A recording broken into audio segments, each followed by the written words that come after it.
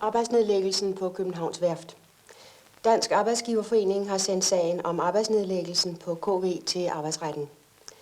De ca. 2.500 arbejdere og 500 funktionærer strejker, fordi værftets ledelse søger at hente en ordre på 4 militærfartøjer hjem fra et europæisk land. I kontraktperioden ønsker direktør Sten Grønbæk ro på den store arbejdsplads. Han har foreslået arbejderne, at lønstigningerne bliver holdt på 4% om året, og at man undgår strejker. Denne ordning nægter arbejderne at gå med til. Hvad er baggrunden for, at de har skaffet ordren på 4 krigsskibe hjem til Københavns Værft? Ordren er ikke skaffet hjem til Københavns Værft på nuværende tidspunkt. Vi sidder i en forhandlingssituation. Det er klart, at baggrunden er, at vi har en tom ordrebog.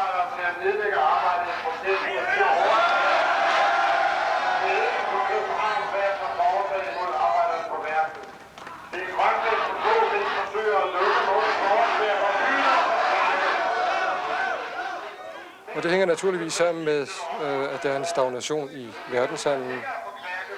Det hænger sammen med, at Suezkanalen som bekendt blev åbnet for et par år siden. Og det har gjort, at der er blevet kortere handelsveje og dermed brug for færre skibe. Fælles tillidsmænd fra KV og fagforeningsfolk fra mange virksomheder har nedsat en såkaldt strejkens generalstab i Grundtvigs Hus i København. Her arbejder strejkekomiteen på at sprede strejken yderligere. Danmark skal ikke være våbensmede for EF-hæren, udtaler en af strejkelederne til TV-avisen.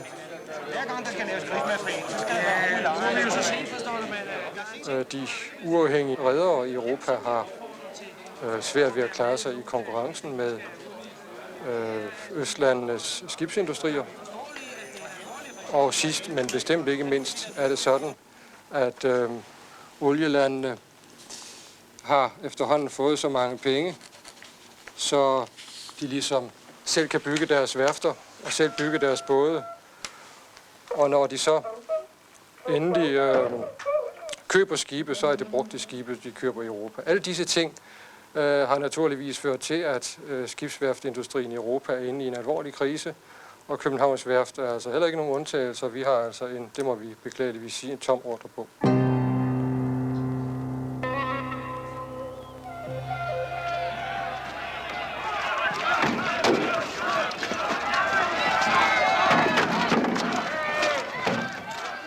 Men strejker er ikke kun et dansk fænomen.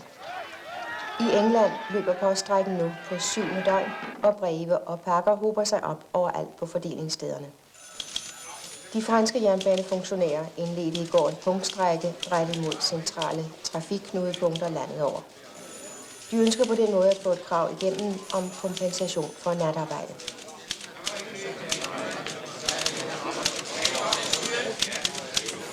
Vi har tidligere ved strejke oplevet, at vi får dårlig en information.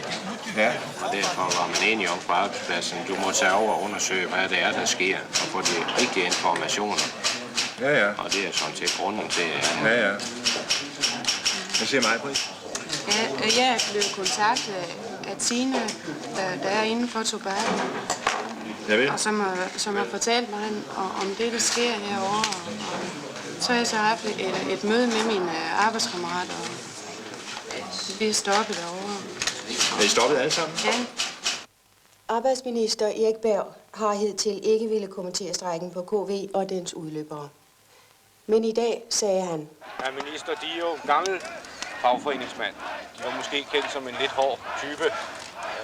Hvad er deres opfattelse af situationen? Skal danske arbejdere producere krigsmateriel til et fremmed land?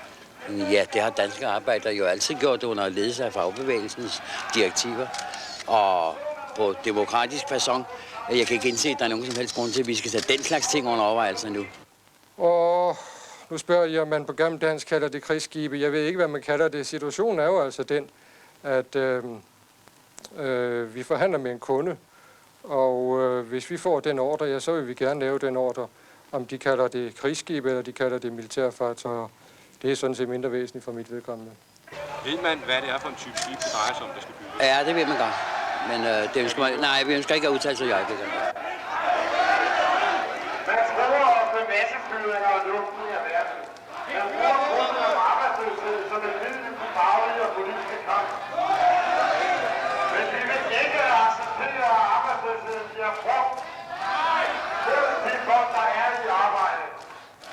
fælles politik for Europas forsvar er emnet for det 5. møde blandt fællesmarkedslandenes forsvarsministre.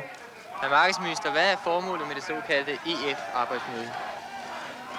Formålet det er, som det har været offentliggjort, og som I egentlig godt ved, dels at samarbejde vores forsvarsanstrengelser i den situation, som lige for tiden jo ikke er særlig behagelig, og dels at prøve at bringe vores økonomi på fode.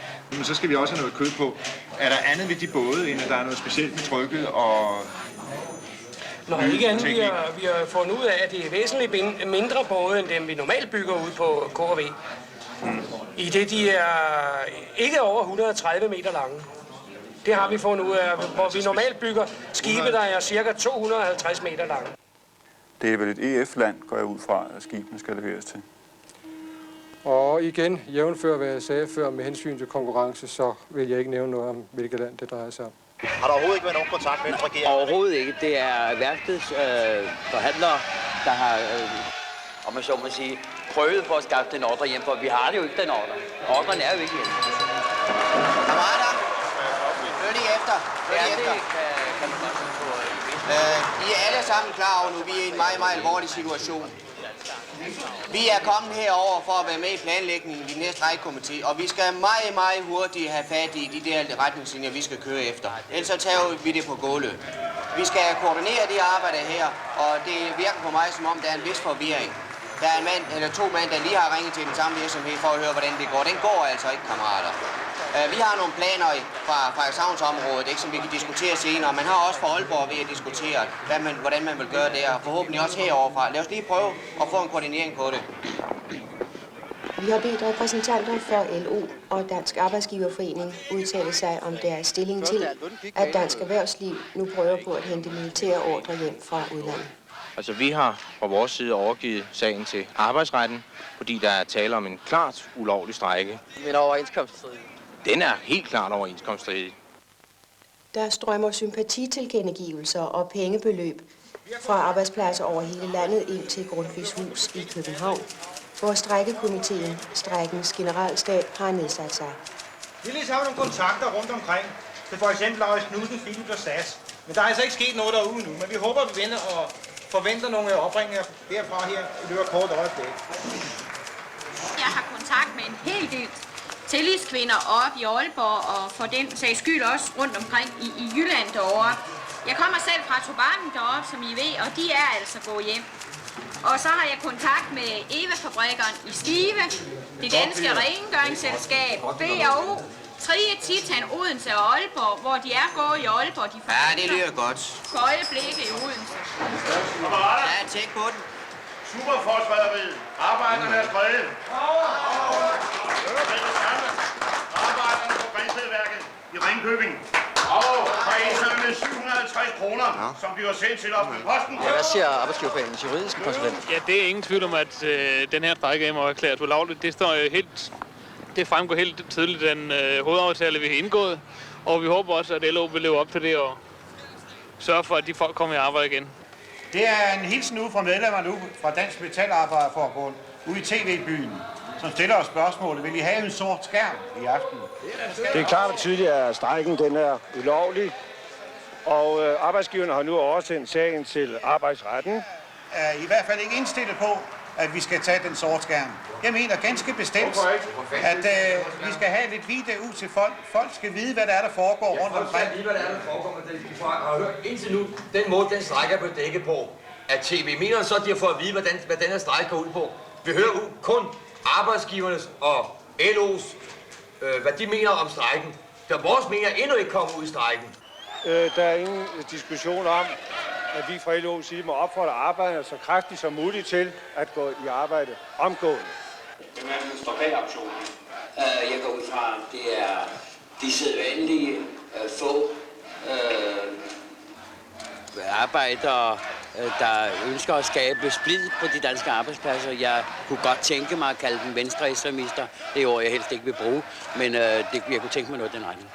Ligeledes er der gennemført en lang række forringelser på sociale og uddannelsesmæssige områder. Den kan vi ikke være tjent med.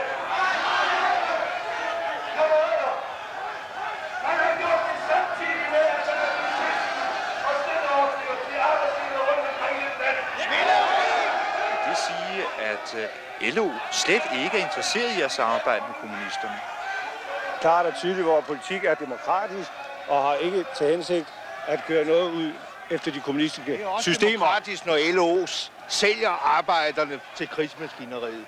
Det er det, jeg får ud af denne her forhandling, vi har haft i dag, og den diskussion, som jeg vil kalde det, vi har haft i dag. LO har solgt den danske arbejder til krigsmaskineriet. Hverken mere eller mindre. Kurt Mathisen, betyder det her, at I holder op med at strejke nu? Nej, det gør det bestemt ikke. Kammerater, arbejdsgiver, regering og LO-toppen har gang på gang gennemført overenskomster uændret.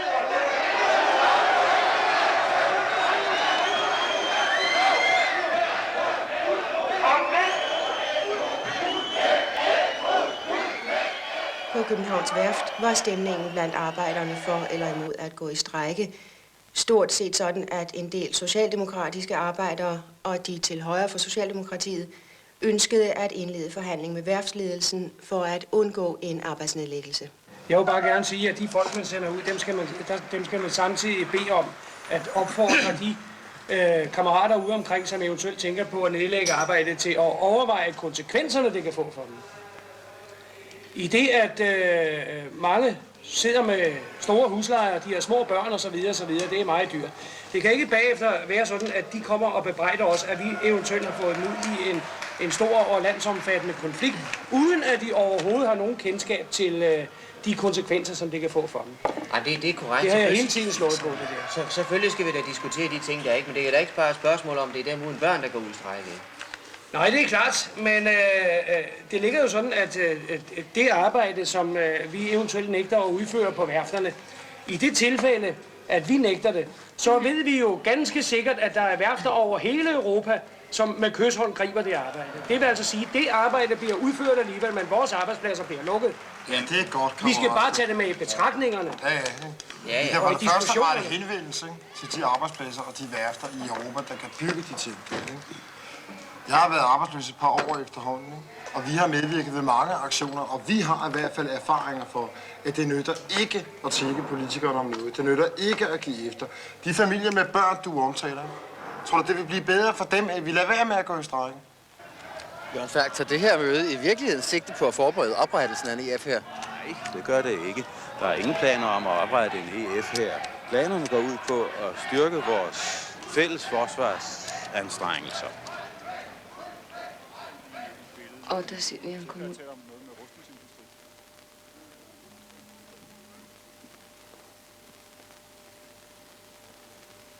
Og det var 8:30.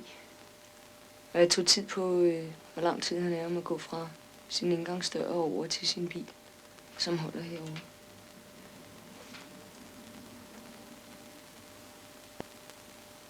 Hvor lang tid tog det? Det tog 25 sekunder. Der er det der. Altså i morgen, det er en helt åndssvagt tanke, ikke? Men altså i morgen, der starter EF-mødet, det der militærforberedende møde. Og nu får jeg oplysningen af jer, og al balladen drejer sig om det, at der skal laves krigsfartøjer af en eller anden art for KV. Jeg vil lige sige en ting til dig, mens du siger det der, blandt andet. Jeg ved ikke, om det skal gå til Frankrig i marineskib, til Cherbourg. Det skal gå til... Så vidt jeg ved, så er det... Ja, de skal monteres færdigt i Cherbourg. Cherbourg. Der skal skibene monteres færdigt.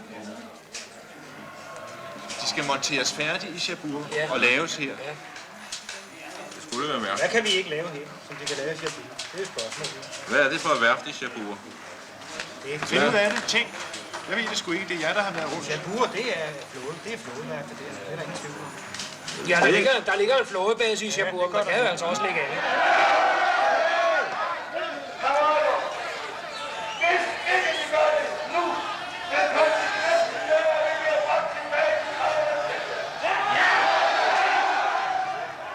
Øjeblikkelige situation ikke virke som en provokation på de arbejdere, der strejker i øjeblikket som protest mod arbejde med krigsmateriel? Mødet har været organiseret og planlagt igennem i hvert fald 1,5 måned. Så det kan ikke have noget med den helt aktuelle situation her i landet at gøre. Jeg kan sige til dig, hvad kammeraterne siger derude. De mener, det er ubåde, vi skal bygge. Jeg ved sgu ikke, om der er noget.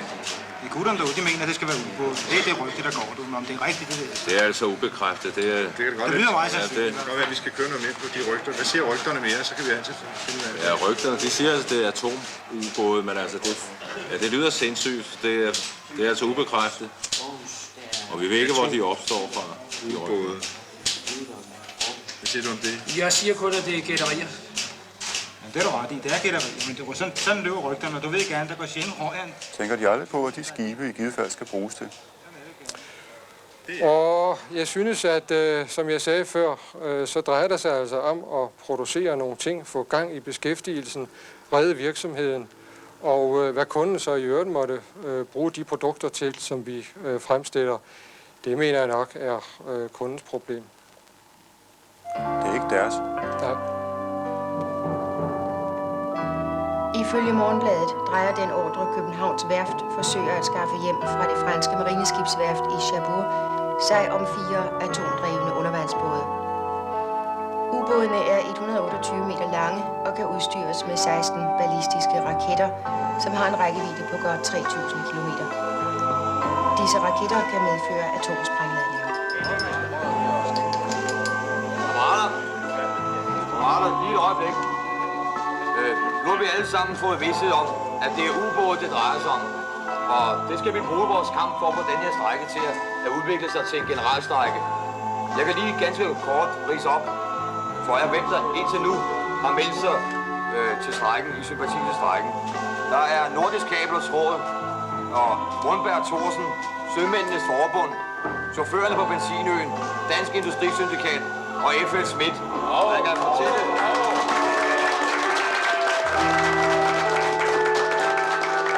Og i øjeblikket, der strømmer det ind med sympati til gengivelser.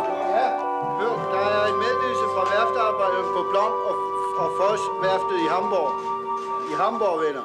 Så vidt jeg kan oversætte telegrammen, står der: hold ud, kammerater. Vi sympatiserer med jeres kamp mod at producere krigsmaskineri.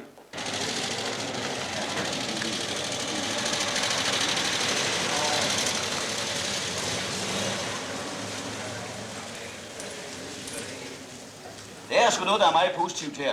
Det lader til, at Fynborg de også kan rejse sig. En kort meddelelse fra Lindø-værftet. Vi arbejder meget kraftigt på at få nedlagt arbejdet, men vi sender foreløbig vores sympati til gengivelse med jeres aktion. Hans Falster, fællestilsmand. Det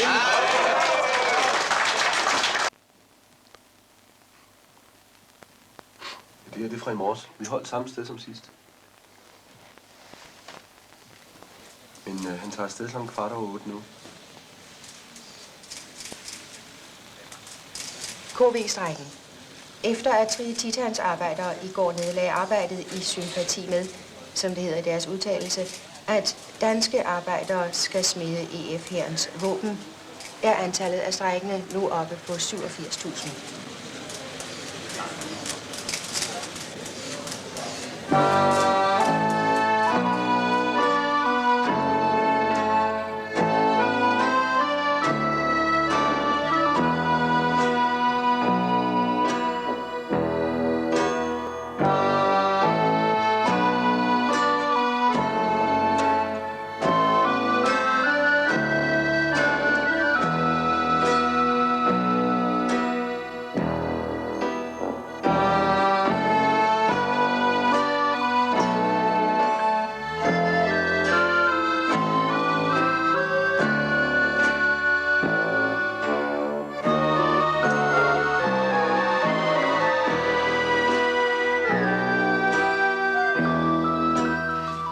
Det er mig en ære og fornøjelse.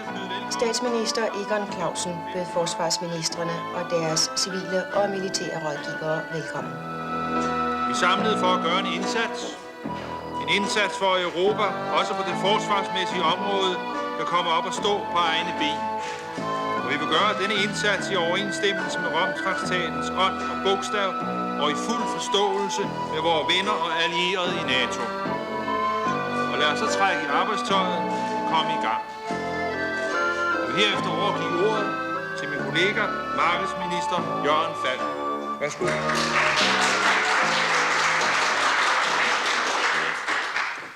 Ladies and gentlemen of the press, we now have 15 minutes for questions to the European Ministers of Defence and to the other delegates. Will you please identify yourself and the media you work for, and restrict yourself to 1 or 2 questions each, with follow-up questions as you wish. Lionel Duret, Le Monde. J'aimerais poser quelques questions au Monsieur le ministre français de la Défense. Monsieur le ministre, pouvez-vous nous donner quelques informations concernant la commande de sous-marins que la marine française a faite au chantier naval danois? Je voudrais aussi savoir de quelle nature sont ces sous-marins et si oui ou non ils seront armés de charges nucléaires. En ce qui concerne cette commande particulière de sous-marins, j'ignore absolument tout ce qui a pu se produire. Je sais que ça agite terriblement les esprits au Danemark. En revanche, je puis vous confirmer que la France a lancé des appels d'offres à l'étranger. Les carnets de commandes des chantiers navals français sont pleins. Il est donc normal que le gouvernement français fasse appel à nos alliés européens pour construire certaines unités destinées à la force de dissuasion. Est-ce que ça veut dire que la France est prête à entrer dans une armée européenne? Oui, évidemment, la question là est beaucoup plus délicate. Vil det sige, at vi skal have atombrændstof og sprængladninger til atomraketter på dansk jord? Det er et politisk spørgsmål. Der er 2 spørgsmål. Det er korrekt, at Dansk Skibsværft forhandler om bygning af skrov til 4 atomubåde. Den danske regering har ikke arbejdet med ved fremskaffelsen af ordren, men har selvfølgelig været orienteret. At oplagre nukleart brændstof og atomsprængladninger til raketter? Nej. Skal det danske forsvar have atombevæbning? Nej. Folketinget afgør, hvordan det danske forsvar skal bevæbnes, og der er ingen udsigt til noget nyt forsvarsforlig på det nærmeste. Det kan da ikke være meningen. Altså, det er den dobbeltmoral, at vi på den ene side bygger vi ubåde, men de skal ikke bruges hos os. Så vasker vi altså vores hænder og sender bare lortet ud. Og du nævner også, at det er et alternativ til at få nogle arbejdspladser. Jamen, vi har da ordre liggende, det ved vi da, fra Østlandet. Vi kunne bygge handelsskib til Østlandet. Kina er bedt om at få bygget handelsskibe. Hvorfor skal der være krigsskib? Du er fuldstændig ligeglad med, hvad man producerer herhjemme. Det er ikke det, det drejer sig om. Kemiske krigsvåben. Det er ikke det, det drejer sig om. Det drejer sig om at få folk ud på arbejdspladsen, de socialdemokrater derude, til at rejse sig og sige, det vil vi ikke finde os i det her. Kammerater, nu står vi i nøjagtigt den samme situation, vi har gået i mange år. Kommunister, SF'er og Socialdemokratiet begynder at hakke i hinanden. Vi har skulle vist en enighed her, når vi begynder man at hakke i hinanden igen. Og det er altså ikke det, vi skal. Vi skal opnå en enighed inden for arbejderbevægelsen. Og får vi den enighed inden for arbejderbevægelsen, så skal vi også nok forstærke socialistiske partier, der også kan blive enige. Kan I også virkelig blive ved med som socialdemokrater, blive ved med at se på det forræderi, som har været, som de begår imod os gang på gang? De har så tidligt som i 72, da vi skulle ind i EF. Der lovede de os, at vi skulle ikke have nogen EF her. Hvad har vi fået EF her? Ja, vi er i gang med at ovenikøbet skal producere våben, forlanger det nu, at vi skal producere til den EF her. Il n'est bien sûr pas question que la France renonce à sa force de frappe. Au contraire, elle doit renforcer son potentiel atomique, tout en essayant de trouver en matière de défense une formule de coopération avec ses alliés européens. Er de ikke personligt bekymrede over den atombevæbning, som er ved at udvikle sig inden for fællesmarkedslandene? Jeg er personligt bekymret for den situation, vi er i øjeblikket, men jeg er som ikke særlig bekymret for fremtiden. Deutschland hat gar keine Ambitionen, eine Atommacht zu werden. Aber wir können selbstverständlich einsehen, dass wir Europa nicht mit Holzgewehren oder mit konventionellen Waffen verteidigen können. Det er her i dette land arbejdsgiverens ret til at lede og fordele arbejdet. Og regeringen vil stærkt anbefale arbejderne ikke at anfægte denne ret til at stå sammen om deres truede arbejdsplads. Det vil altså sige, at hver ubåd, hvis det her er rigtigt, kan medføre sprængstof, som svarer til 96 Hiroshima-bomber. Ja, det synes jeg altså, det er meget mere realistisk, hvis de tog til Cherbourg og spurgte dernede, fordi det drejer sig om, jeg har sagt det tidligere, jeg sagde det også i TV-avisen i går aftes, det drejer sig om, det er simpelthen, at vi skal lave skrovene, og de skal transporteres til Cherbourg. Hvad der så skal påmonteres dernede, det er noget, som kunden står for, det er kundens ansvar.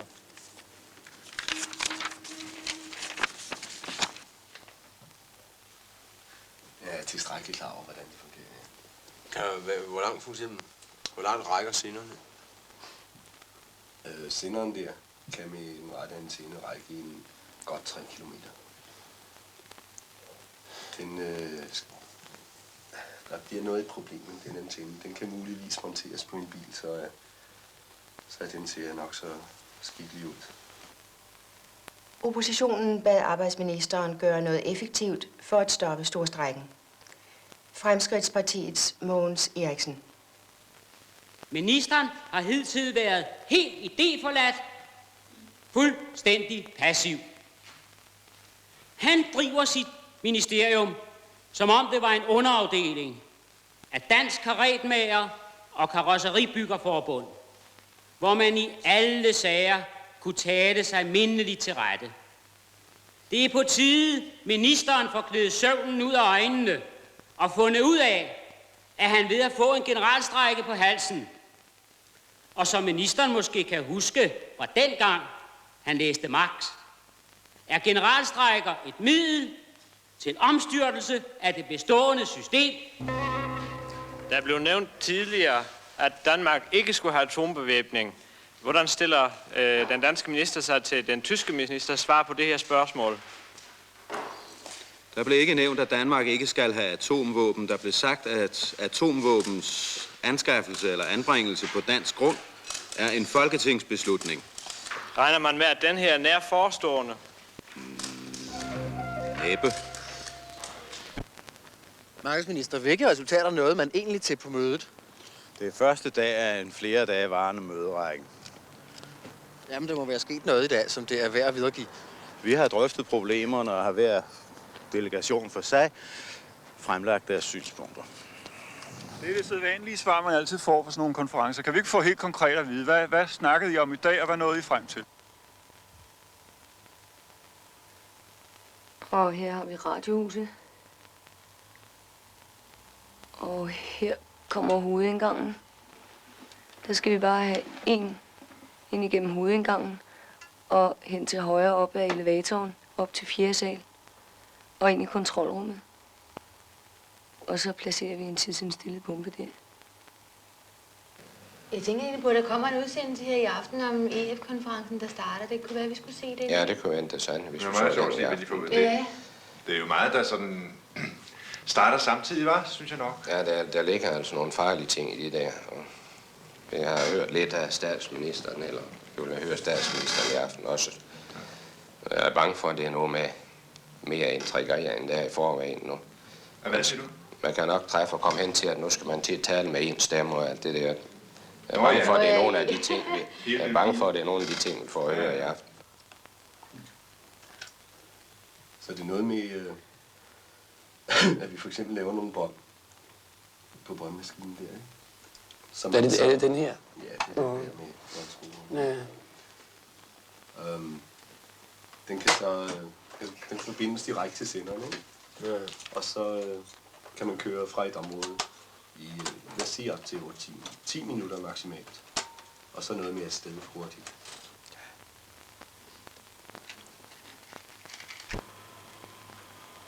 Hvordan er det gået der som tillidskvinde? Det er svært at sidde og sige selv. Jeg synes, jeg har måske opnået lidt sådan, ved at få lavet en ny bonusordning. Den synes jeg er god. Det er jo længe siden efterhånden, at den blev lavet. Sådan som situationen er nu, der er det meget svært at komme igen med noget i det hele taget. Jeg tror, arbejdsgiverne de benytter sig meget af, at der er så mange arbejdsløse. Så hver gang man stiller krav om et eller andet, så de vil simpelthen ikke forhandle om noget. Så løber man bare panden i nogen mur.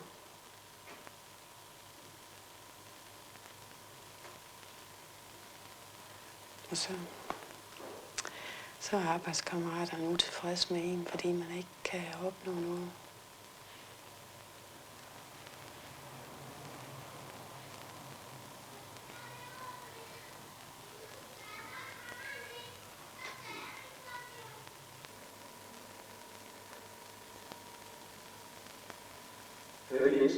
Jeg er blevet bedt om at læse disse krav, som skal opfyldes, før jeg bliver løsladt.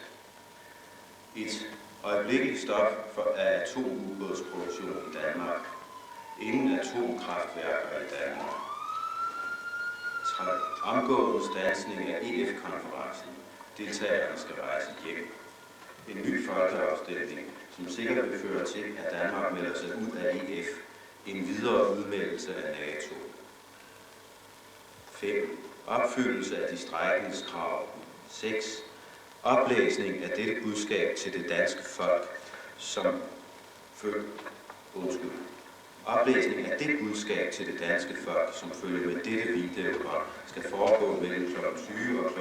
22 af en neutral oplæser inden for højst 48 timer.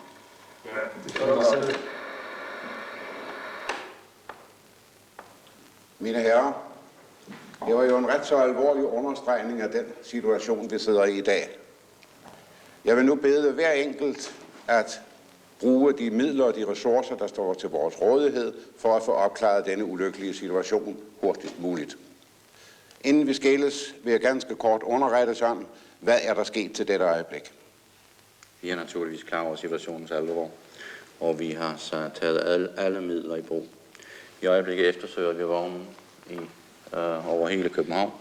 Alle stationer er i fuldt alarmberedskab. Og vi har selvfølgelig taget alle forholdsregler ved lufthavnen, ved færger, ved hovedveje. Vi kan faktisk sige, at vi er i fuldt alarmberedskab just nu. Vi kan vist godt love, at vedkommende befinder sig her på Sjælland. Tak.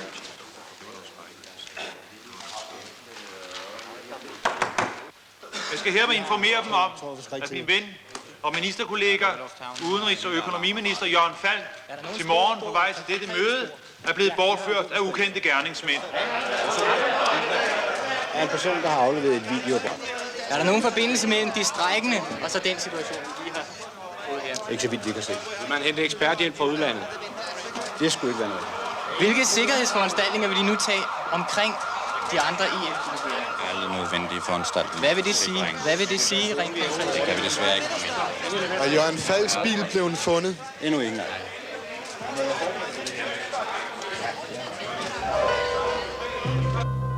Hvor har du fra, at vi får atomvåben i Danmark? Det er jo, hvad alle dagspressen skriver i aviserne. Der står, at KV skal jo til at bygge 4 ubåde. Ja. I følger ikke ret meget med. Vi skal bygge skrovene, eller vi skulle bygge skrovene, eller jeg mener, at vi skulle bygge skrovene. Jamen, det er Og det har ikke en pind med atomladninger at gøre, udover at det er hylstret. Du ved hvad, det du siger, det er lige så hul som de skrov der, du.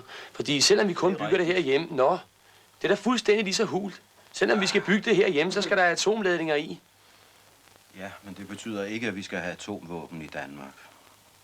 Men det er fuldstændig lige. Skal vi være med til at sørge for, at der er ubåde, der er fyldt med atomsprængladninger?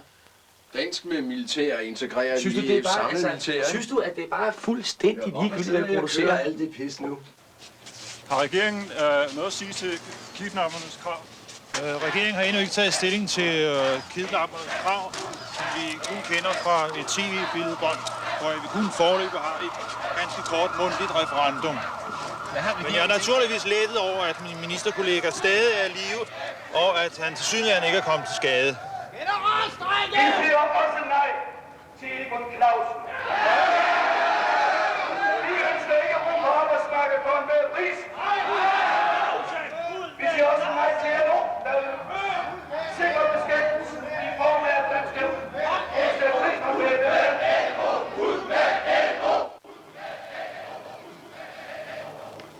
Mogens Eriksen, hvordan synes de, man skal behandle politiske guerillagrupper? Hvorfor ikke kalde dem med deres rigtige navn? Terrorister. Og efter min mening, så skal terrorister slås ned med alle midler, vi har ved hånden. På Politigården i København er alt disponibel mandskab sat ind i jagten på bortførerne. Rigspolitichef Hild Jensen dirigerede personligt efterforskningen. Ja, vi er helt sikre på, at de er her på øen på Sjælland. Og vi er næsten 100% sikre på, at de er her i København. Og de synes altså, at man skal anlægge den hårdhåndspolitik, også når det drejer sig om grupper, der netop definerer sig selv som ikke-voldelige. Altså ikke voldelige terrorister. Efter min ordbog, så er det noget forvrøvlet pjat. De bortfører en mand med vold og kalder sig ikke voldelige. Sådan nogle mennesker kan man ikke forhandle med. Vi fik vores vejspærring op så hurtigt, så de kunne ikke nå at komme bort. Det er vi næsten 100% sikre på. Gå ud på gader og stræder og følg den opfordring, der kommer her. Nedlæg arbejdet!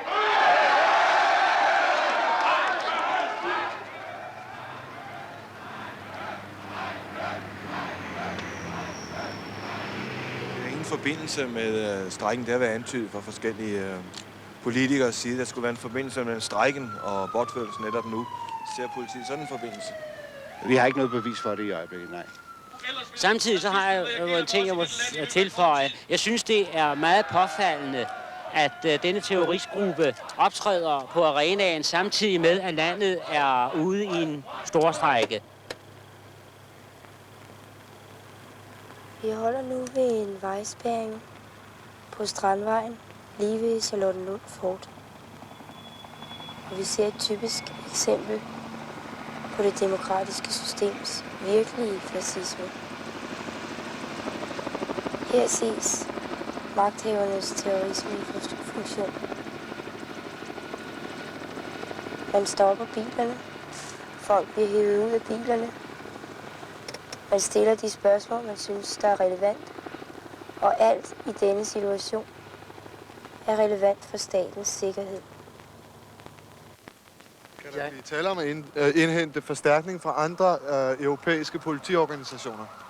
Jeg vil ikke tro det, fordi vores lokalkendskab det er så stort, så de vil ikke være til mig nytte. De mener altså ikke, at der kan blive tale om ligefrem at oprette et EF-brandkorps til terroristbekæmpelse? Ikke som det er nu, ikke i den aktuelle situation, nej.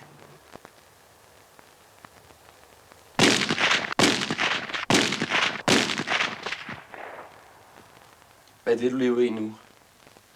Demokrati, I en ualmindelig beskidt og ildelukkende kælder, hvor jeg ikke er kommet frivilligt. Jamen sig mig, er det demokrati, du lever i?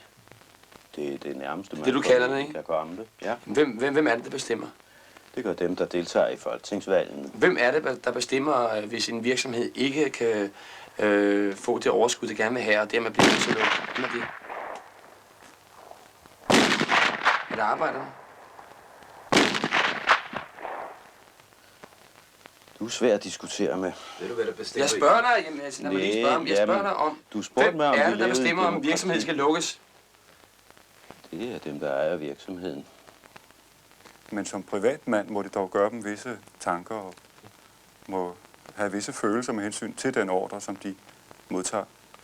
Jeg går ud fra, at de ikke er kommet for at interviewe mig som privatmand, men som direktør for den her virksomhed. Hvorfor det? Hvorfor går de ud for det? Og det vil jeg næsten tro i det. Det er som direktør, jeg er kommet frem i pressen, og det er som direktør, jeg forhandler omkring de her ting, ikke som privatperson. We're hearing a lot about the build-up of the possible European army. What does this mean in Danish terms? What kind of weapons could we expect? What kind of nuclear weapons could we expect to see on Danish soil operated by Danish armed forces? May I answer in Danish? Yes, of course. Thank you. Der kan først og fremmest være tale om ammunition til haubitser. Der kan være tale om jord-til-jord-raketter.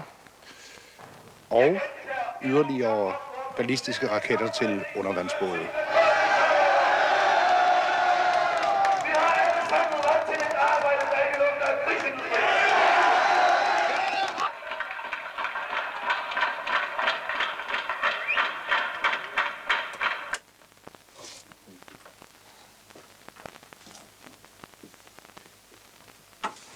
Hvad var det, der var så sjovt? Hvad var det, du grinede af der? Nej. Af mig? Du kan ikke se mig, Nej. Hvad var det så, du grinede af? Efterhånden lærte dig at kende en ikke-voldelig terrorist. En ikke-voldelig terrorist? Ikke-voldelig terrorist.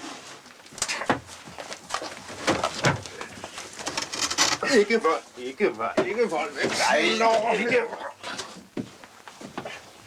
We're talking now about nuclear ammunition all the time. What kind of explosive charge are we talking about? Vi taler omkring Det drejer sig om fra 5 til 500 kiloton. Er det den situation, du stillede ham i?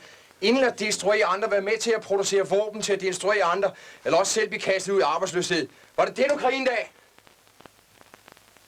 So that means, in fact, that on Danish soil we could expect to see later nuclear warheads operated by Danish armed forces that could exceed many times the Hiroshima bomb. Ja, korrekt.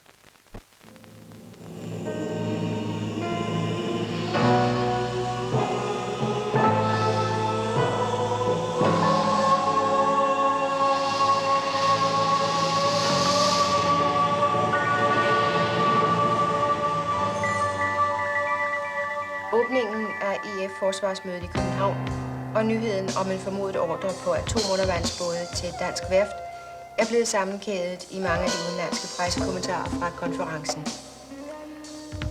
Washington Post skriver for eksempel: Det må nu være klart for alle, også for vort snæversynede udenrigsministerium, at konturerne af en europæisk stormagt kan skimtes. En magt, som vil blive forsvaret af en IF-hær, forsynet med en engelsk-fransk atomslagstyrke og udrustet for tyske D-mark. Og Neue Zürcher Zeitung, Schweiz, ved at smule atomvåbnene ind ad bagvejen under dække af en overnational paraply, håber tyskerne på at kunne få fingeren nærmere til atomaftrækkeren. William Morris, Washington Post. Are not these fears about Soviet expansionism exaggerated? No, quite to the contrary. And in answer to this question, I will read the statement that I read to our last party conference. The strategic threat to Britain and its allies from Soviet expansionist power is graver, far graver, than at any moment since the end of World War II. If we cannot understand why the Russians are rapidly becoming the greatest naval and military power the world has ever seen, and if we cannot draw the lesson of what they tried to do in Portugal and of what they did in Angola, then we are destined, in their words, to end up on the scrap heap of history. Can you be more specific about the Soviet buildup? Yes, I would leave that for the military experts here. But suffices to say that figures I have here indicate that Russia's military effort now outmatches the American military effort by 30%.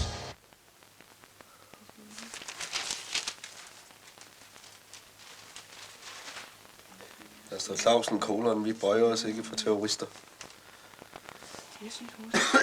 Men det er jo bare, hvad avisen vil sige under alle omstændigheder.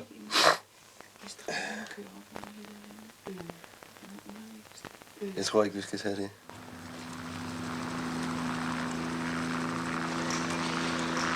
Die Warschauer Paktmächte verfügen über insgesamt 160 sowjetische Divisionen, von denen 100 voll mechanisiert sind, 50 sind Panzerdivisionen und 10 sind Luftlandetruppen. Von den 150 mechanisierten und Panzerdivisionen sind 100 voll einsatzfähig und die restlichen können im Laufe von wenigen Wochen mobil gemacht werden. Altså, at den optrapning, man har foretaget med den kraftige bevæbning af politiet her i København for eksempel, at den allerede er nok i sig selv. Det har haft en stor præventiv virkning, det er helt sikkert. Altså, vi har jo låst dem fast, hvor de er nu. Og vejret. Der er flere snebyer undervejs, især over de østlige egne, men med solskin indimellem. Temperaturerne vil ligge omkring frysepunktet.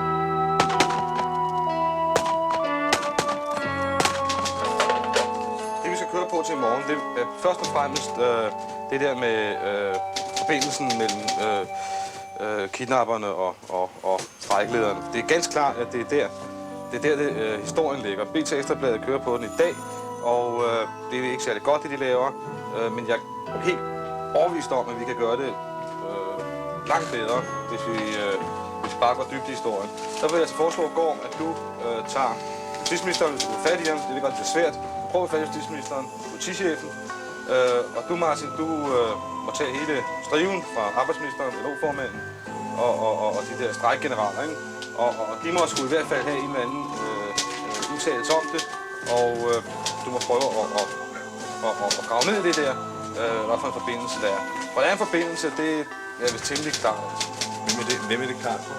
Ja, det er sgu klart for mig i hvert fald, fordi så vidt jeg forstår, at de der terrorister, de er fantastisk godt finansieret. De har masser af penge, de har videoudstyr og hele baduljen.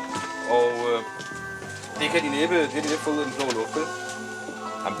Jamen, jeg synes, det er noget pjat, simpelthen. Jeg kan sgu ikke se nogen forbindelse. Det kan jeg altså ikke. Og jeg er faktisk sikker på, at det er der ikke. Det kan jeg overhovedet forstå, fordi...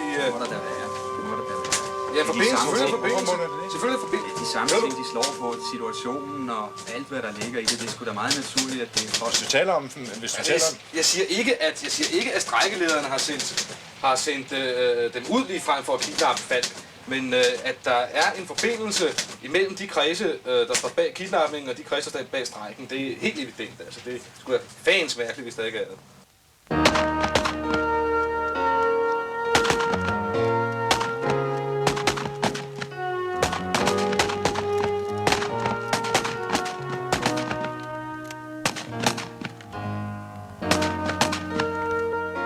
Vi kræver indsats af mere politi på denne sag. Assisteret af forsvaret, eksperter fra udlandet, et terroristbekæmpelse. Vi må have finkæmningen af de kvarterer, hvor terroristerne kan tænke sig at holde til. Vi må have bragt denne utålige situation til ende, og det skal være nu. Ja, så her. Der har vi... Nå, det er ministeriet på Slotsholmen. Ja, det er ministeriet. Ja, arbejdsministeriet ligger der. Ja. Jeg finder overhovedet ikke nogen grund til at deltage i det almindelige borgerlige hykleri vedrørende Jørgen Falk og hans familie. Jeg mener, tænk på, hvor mange arbejdere, der er blevet slået ihjel i produktionen, uden at statsministeren har fået anledning til at tale om deres familie osv. Og uden at han har fået anledning til at tale om demokrati. Det, der adskiller os fra os i strejkkomiteen fra terroristgruppen, det er, hvor vi forsøger at organisere en masseaktion. Så gør de det enkeltvis. De styrker på ingen måde nogen masseaktion. De styrker ikke på nogen måde arbejderbevægelsen. Tværtimod, de gør de almindelige strejken til tilskuere. Martin kom hjem her i dag og er fuldstændig ude af sig selv, fordi de har bedt ham om at skrive en artikel om sammenhængen mellem strejken og kidnapningen. Ja, han var inde og snakke med os om. Det er jo ikke... Det er helt sindssygt. Ja, jeg skal nok forvirre begreberne. Det får jo også folk til at tage afstand fra strejken, fordi de midler, der bliver brugt der, de er jo helt forkert. Okay. Vi står nu uden for radiohuset ved Rosenørns Allé. Der er en kraftig politiopbud, ligesom der var ved TV-masten og ved TV-byen, hvor vi var tidligere. Det er klart, at magthaverne er særlig interesserede i at beskytte medierne, som er de mest effektive undertrykkelsesmidler, de har. Jeg har sammenkaldt til mødet i dag, fordi vi har fået en ny henvendelse. Den gruppe, der har været tale om indtil nu, har vi jo givet indtrykket af at have været meget stilfærdige af sig. Men nu har vi fået et nyt oplæg, kan man kalde det, hvor de skitserer nogle mål. Ikke mindre end 42 mål fordelt over hele København, som de eventuelt vil gøre til genstand for angreb. Perhaps the following figures will help to emphasize the present Soviet build-up. Igennem dem foregår den daglige hjernevask og mangel på reelle oplysninger om, hvad der virkelig foregår, som for eksempel den økonomiske krise og oprustningen. Though Soviet aircraft strength currently is somewhat weaker than that of the United States, Soviet airspace is the most intensively defended in the world.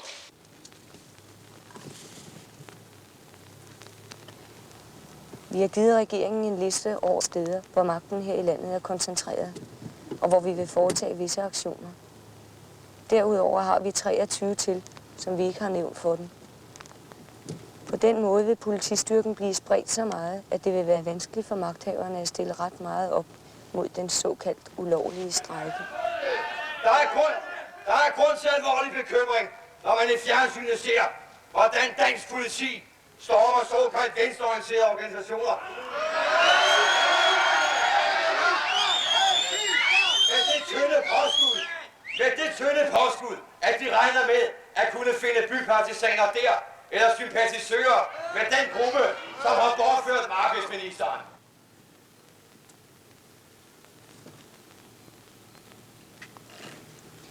Vi er nu i kvarteret omkring Svanemøllevej. Her bor der inden for en radius af få 100 meter 4 mænd med deres familier. Det er ikke hvem som helst.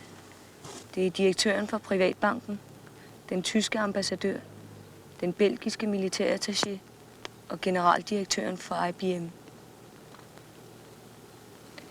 Vi har meddelt regeringen, at vi vil foretage visse aktioner mod disse mænd. Vi har ikke sagt, hvad vi vil gøre. Måske tror regeringen, at vi vil kidnappe dem, men måske vil vi bare rulle dem i tjære og dyppe dem i fjer. Men vores trusler har i hvert fald fået undertrykkelsen frem i dagens lys, hvor alle kan se den. Politiet har taget opstilling foran alle de steder, hvor magten er koncentreret. Her står de nu. Gå ud og se godt på den. Hvad har regeringen tænkt sig at gøre for at bringe situationen under kontrol, for at få skabt ro over den? Jeg kan ikke sige andet, end at vi arbejder intens for at få bragt situationen under kontrol. Jeg har selv ikke været af tøjet i de sidste 48 timer, og det samme er tilfældet med mange af mine ministerkollegaer. Specielt naturligvis justitsministeren. Men kan vi klare os med at kun at tage disse emner, disse mål? A og B-gruppen, er det nok? Kan vi tillade os at sige, at alt andet er fredet?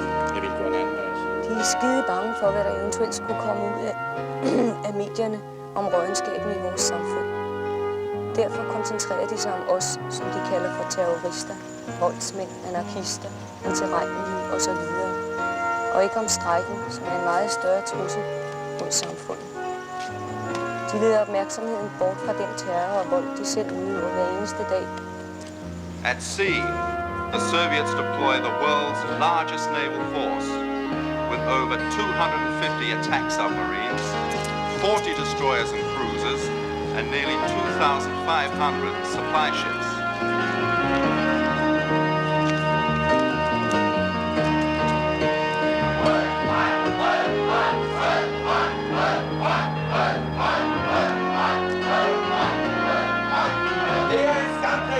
Det er en skamplet på dansk politi, at politifolk der så kommanderer til at udføre razziaer i private hjem og på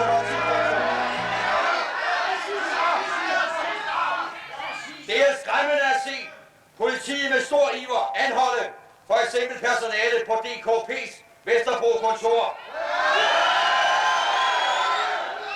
og køre afsted med kontorets interne papirer og medlemskapacitet. Derfor opfordrer vi alle, og heriblandt også vores kammerater i politiets menige rækker, nedlæg arbejdet! Vi gentager! Rigspolitichef, som led i politiets eftersøgning af kidnapperne, har man set eksempler på razziaer gennemført mod venstreorienterede forlag, venstreorienterede organisationer, etc. med blandt andet bortførelse af medlemsarkiver fra disse organisationer.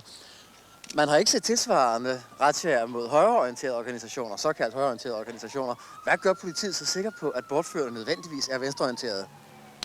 Det er vi heller ikke. Men vi har kunnet konstatere, at disse grupper har været ualmindeligt velorienterede. Og det gør jo, at vi vil undersøge deres baggrundsmateriale. Det er jo ganske rimeligt. Hvordan har man kunnet konstatere det med sådan en sikkerhed? Det har de jo selv været i stand til ved at læse deres artikler. Ja, men højreorienterede tidsskrifter har jo unægteligt også mærkværdige syn på mange ting i dette land, ikke sandt? De har ikke haft det detaljkendskab til denne episode, som de venstreorienterede har haft. Altså, det er et fakta. Det legitimerer altså efter deres mening disse overgrebslignende ting mod de venstreorienterede organisationer. Vi har beslaglagt det, det bliver udleveret igen, men vi bliver nødt til at gå det igennem. Man kan i hvert fald sige, at på denne måde får politiet et klart indblik i, hvad der rører sig politisk i dette land. Det vil vi jo kunne anvende sidenhen. Det er ikke særlig væsentligt. Altså, situationen er i øjeblikket meget, meget tilspidset. Det ved de også. Vi er nødt til at følge alle spor.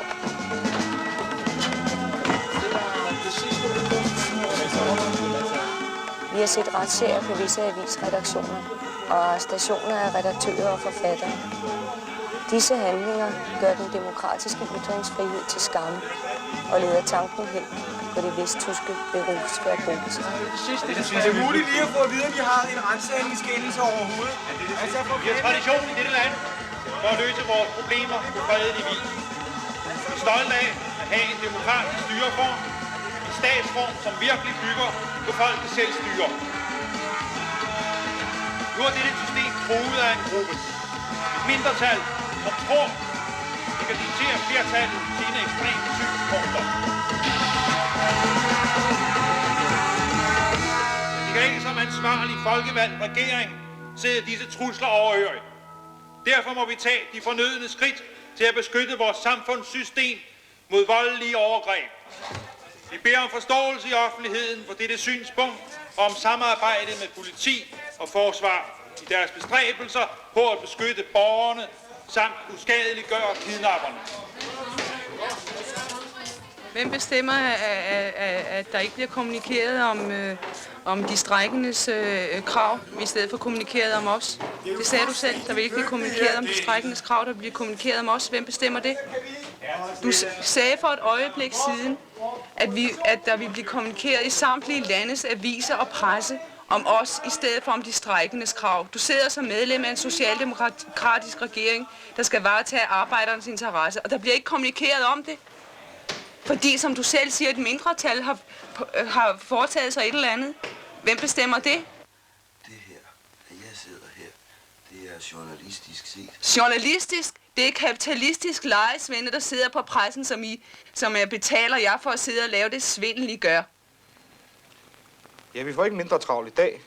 Der er også nu det med terrormålene, men Martin har bedt om at komme til stede, fordi han er utilfreds med noget, eller rettere sagt, jeg ved, hvad han er utilfreds med, det er placeringen af hans historie om forbindelsen mellem terroristerne og strejkgeneralerne.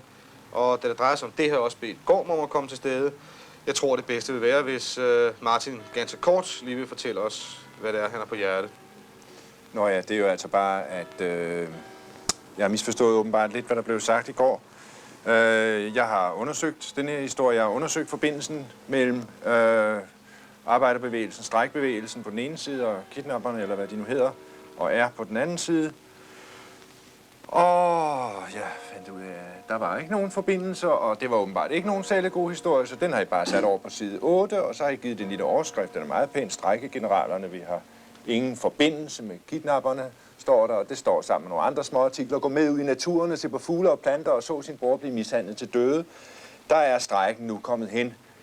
Mens den forbindelse, som du gerne ville have, den kom pænt på forsiden. Kan du egentlig forklare mig, hvad man skal gøre, når hele dette lands politi er sat i allerhøjeste alarmberedskab og har en arbejdsteori om noget? Skal vi så fortige den, eller sætte den om med en begravelsesannonce, eller skal vi sætte den på forsiden? Er det journalistik at sætte sine arbejdsteorier på forsiden? Var det ikke en god idé at få dem undersøgt først? Jeg mener, altså, det er ikke for at kritisere dit arbejde, Vækgaard, men altså, jeg ved ikke, hvem du har snakket med politiet, er det ikke det, vi mest snakker med i Aarhus? Ja, og de siger, at der er en snedig forbindelse, ikke? Og så er der en snedig forbindelse, fordi den vil man nemlig gerne se på det her satans borgerlige blad.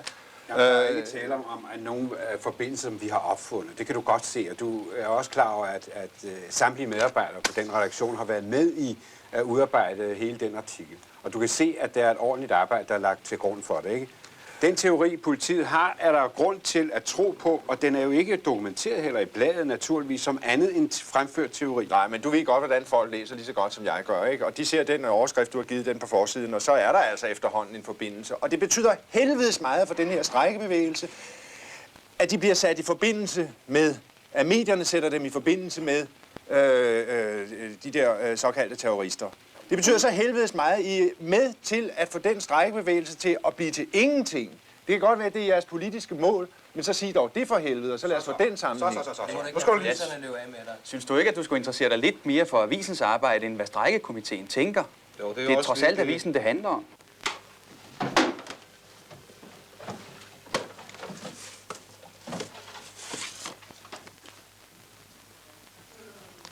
De sidste dages begivenheder har vist, at det kan være svært for vores demokratiske system at håndtere voldelige overgreb. Blev vi taget på sengen, da bortførende foretog deres aktion? Og hvad kan politiet overhovedet gøre, uden at overskride sine beføjelser? Det er nogle af de spørgsmål, vi håber at få belyst i aftenens diskussion mellem justitsminister Kjeld Østergaard og hans stærkeste kritiker, Mogens Eriksen. Oppositionen har jo brugt hårde ord mod politiet. Jeg citerer, de har sagt svagt, splittet og forvirret. Hvad siger de til det? Jeg må sige, at politiet er absolut ikke blevet taget på sengen. Både politiet og efterretningsvæsenet, de har i lang tid forberedt sig på en situation som den, vi oplever i dag. Og allerede i 1972, der blev de første politifolk uddannet, specielt til at bekæmpe en sådan situation, som vi har i dag. De har været ude for adskillige realistiske øvelser. De er, kan man vel nok sige, specialister på våbnene, og de er specialister i nærkamp. Og de er forberedt. Der er så mange, du ved, sådan rigtig dårlige arbejdsforhold, synes jeg. Der er så koldt derude. En port, der står åben hele tiden. Så det er sådan noget, man ikke kan få noget gjort ved. Hvad vil det sige, I ikke kan få noget gjort ved det? Ja, vi kan jo godt komme og klage over det. Tage det op på et samarbejdsmøde. Men det er ligesom om, man løber panden imod en mur, og det kommer ikke længere. Det er meget svært. Jeg tror ikke, jeg er den eneste, der har de problemer. Jeg tror, det har de alle steder. Det er lige sådan, hvis man kommer og forlanger noget mere i løn for et stykke arbejde. Det kan man lige så godt lade være med. I den tid her, hvor der er så mange arbejdsløse. Jeg synes, at arbejdsgiverne de benytter sig af og holder os nede. Jeg vil virkelig håbe, at folk de vågner op en dag og begynder at protestere, fordi de lægger virkelig pres på os. Og kan vi starte med hovedet. Ikke i hovedet, ikke i strubehovedet, og ikke her, kravebenene. Ja, vi holder et par 100 meter fra Amagerværket. Og ligesom det var med Svanemølleværket og H.C. Ørstedsværket, er det tæt besat med politi. Med soldater under politikommando. Det kan godt betyde, at politiet har spredt deres mandskab så meget, at de ikke har mandskab til at bevogte et så stort areal som det her. Det kan også være hjemmeværnet, der er gået i gang. Hjemmeværnet har 2 specialuddannede kompagnier. De er begge 2 specialuddannede til at bekæmpe 5. kolonnevirksomhed. De har fået en politi- og militærtræning. Og de har trænet i guerillakamp. De er trænet i at bekæmpe tank, vandkanoner, morterer og maskingeværer. Den danske grundlov giver dem ikke ret til at gå i aktion. Undtagen hvis Danmark skulle være invaderet af en fremmed nation. Men det skulle ikke undre mig om de ikke har fundet smuthuller for det. Og hvis de endelig skulle have en lov, så kan de sikkert bare sige, at den her terroristgruppe formodes at være tysk. Pas på. Okay.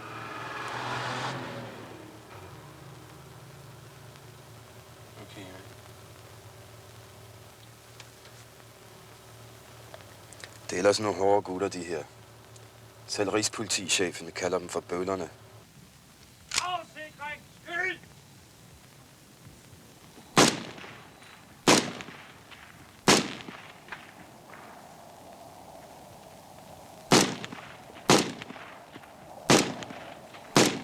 Falls sich unsere amerikanischen Verbündeten ihre militärische und das heißt nicht zuletzt ihre nukleare Präsenz im europäischen Raum abbauen, wird sich das freie Europa vor einer sehr kritischen, um nicht zu sagen katastrophalen Lage befinden. Det viser, at I har lagt grunden til et højere kup. Det er fjolleri. Det er lidt dejligt naiv, Nej. Kæreste. Tror du virkelig, at en så lille gruppe som os skulle skabe det der? Der er skærpet kontrol ved alle grænseovergange for at forhindre terroristerne i at komme ud af landet. Alle passagerer, der forlader landet fra Kastrup Lufthavn, får bagagen undersøgt og må redegøre for deres ærinde i udlandet. Langs den dansk-tyske grænse patruljerer bevæbnede enheder af det tyske grænsegendarmeri. Ja, det er ikke godt at vide, hvad der sker, men det ser ud som om tyskerne har meget travlt for tiden med at se, hvad der foregår i Danmark i takt med udviklingen herhjemme. Jeg ved ikke, hvad man er bange for, om man er bange for, at regeringen eventuelt skulle falde. Så det står vi og kigger på. Der er en tydelig aktivitet på den anden side af grænsen.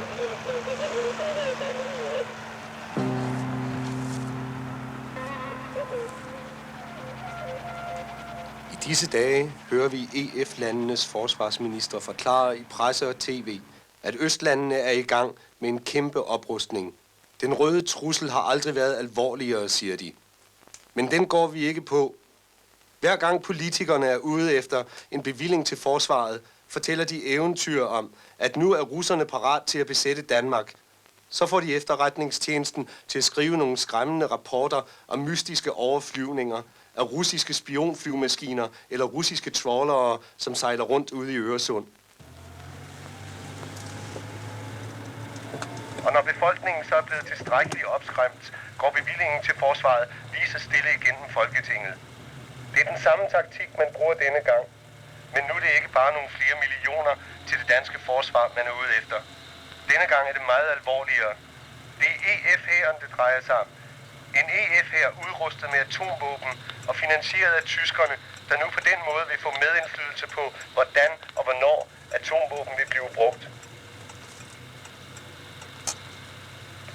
Nu har vi i mange år sagt nej til oprettelsen af atomkraftværker herhjemme, og alligevel går udviklingen videre. Tiden er ikke længere til snak, men til handling. Det er for sent, hvis der indtræffer en katastrofe, som kræver tusinder af dødsofre og medfører skader på arveanlæggene hos endnu tusinder. Bag politikernes togsnak forbereder generalerne atomkrigen. Sig nej til EF-hæren. Protester mod EF-mødet og nedlæg arbejdet i sympati med de strejkende arbejdere på Københavns Værft. Det ligger nu sådan, at vi skal have lavet en avis. Og jeg kan godt blive noget knotten over det her. Vi skal sidde og bruge for tid på at diskutere kronikker og alt muligt andet. Der er blandt andet LO-pressemøde i dag, og det går ud fra, at du går til, Martin. Det ved jeg ikke. Det er jo bare noget, vi skal tage op. Der er principielle ting i det her, som jeg i hvert fald godt vil tage op senere med jer, men altså, jeg går ikke til LO. Hvad fanden skal jeg gå til LO? Vil I ikke have historier? De kommer sgu ikke med nogen historier fra LO. Det er ledelsen. De siger nøjagtigt det, der passer dem om den strejkebevægelse. Der ved I godt, hvad de siger om det. Nu er det den anden virksomhed derude. Hvad fanden var den? Radio? Ja, hvordan går det? Har du hørt noget om reaktion derude? Nej, ikke tror jeg overhovedet ikke. De har hverken tænkt os det ene med. Hverken det ene eller det. Men så var jeg til en LO-frokost. Hvad fanden tror jeg var til en LO-frokost? Ja, man fik en masse af det. Der var ikke rigtig det. Så var der et eller andet tidspunkt, hvor jeg satte sammen på der. Okay, hvis jeg skal kode det sammen, hvad han sagde i snaps og øl og alt det der, så var der altså noget med 51 af de skrabste tillidsfolk og ballademager, og hvad det ellers var, han sagde, at de skulle altså ud. Eksklusion, sortlistning eller hvad fanden det er. Hvad siger de til Morgenbladets artikel om den eventuelle eksklusion af strejklederne? Jeg kan sige så meget, at der naturligvis ikke på noget tidspunkt har været nogen drøftelser mellem LO og Dansk Arbejdsgiverforening om at sortliste eventuelt eller ekskludere strejkende. Jamen, hvis artiklen nu er falsk, vil de så anlægge sag? LO's juridiske konsulenter får overdragssag. Jamen, vil de så anlægge den sag? Det er ingen kommentar til. Det ønsker altså ikke noget dementi? Nej. Hvad siger de, Poul Ladegaard? Naturligvis er der ikke nogen aftale mellem Dansk Arbejdsgiverforening og LO om at sortliste arbejde, så noget vil være ganske utænkeligt inden for LO. Og det skriveri, som har fundet sted i bladene, det taler fuldstændig for sig selv. Der er ingen kommentar. Anlægge sag mod det pågældende dobbelt? Klart og tydeligt. Sagen overgår til LO's juridiske afdeling, og derfra vil man høre nærmere i dagspressen. Vi skal have planlagt den demonstration i morgen. Nu er vi meget hårdt presset fra LO. Meget hårdt presset fra fagbevægelsen. Vi skal diskutere, hvad skal vi have med i udtalelsen fra demonstrationen i morgen. Vi må have stillet nogle krav, som angår EF. Det skal vi ud af. Vi skal også have nogen om NATO. Vi skal have sådan noget som nationalisering af værftindustrien skal vi have med. Nationalisering af byggeindustrien. Forsikringsselskaber og banker. Det er meget vigtigt, for vi får diskuteret det nu, så vi har den udtalelse klar til i morgen. Ja, det er rigtigt, men der er også en anden vigtig ting. En meget vigtig ting, synes jeg. Vi må gøre alt for, at denne demonstration forløber i ro og orden. For enhver pris undgå provokationer. Provokationer er enhver... Lige et øjeblik.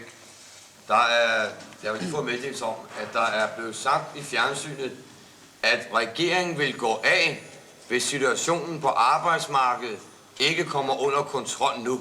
Jamen, det synes jeg sgu, de skulle gøre. Det er altså. Jeg synes Regeringen vil gå. Synes I det? Ja, absolut. Synes I det? Den situation, vi står i nu. Det synes jeg. Nu må de tage stilling derop. Det er et arbejderparti, der sidder og regerer, og de må tage stilling i den situation.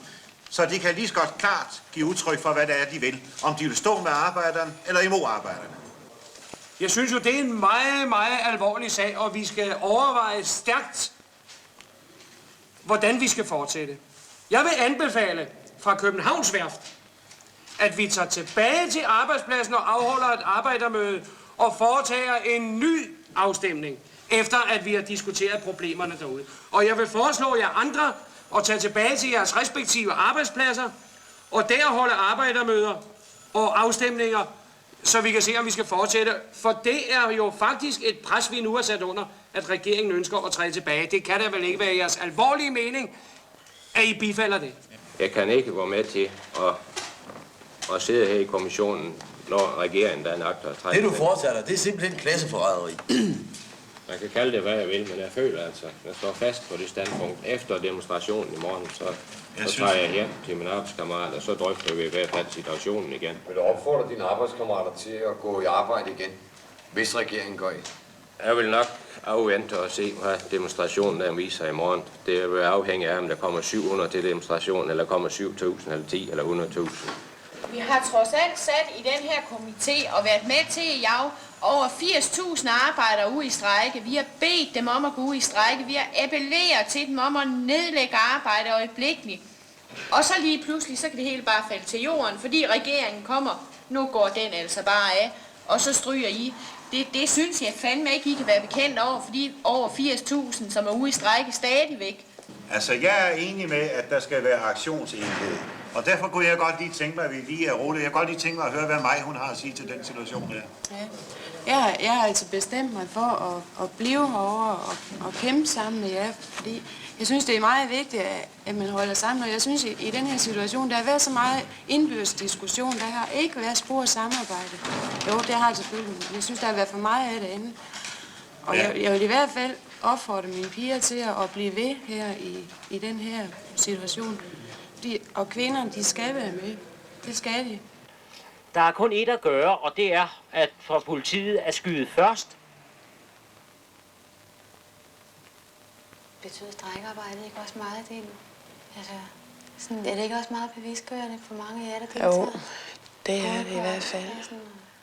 Det er det, fordi når man kommer fra sådan en lille arbejdsplads med damer, mest ældre damer, som kommer ud fra landet, de er ikke sådan rigtig bevidst gjort over for alle de ting der.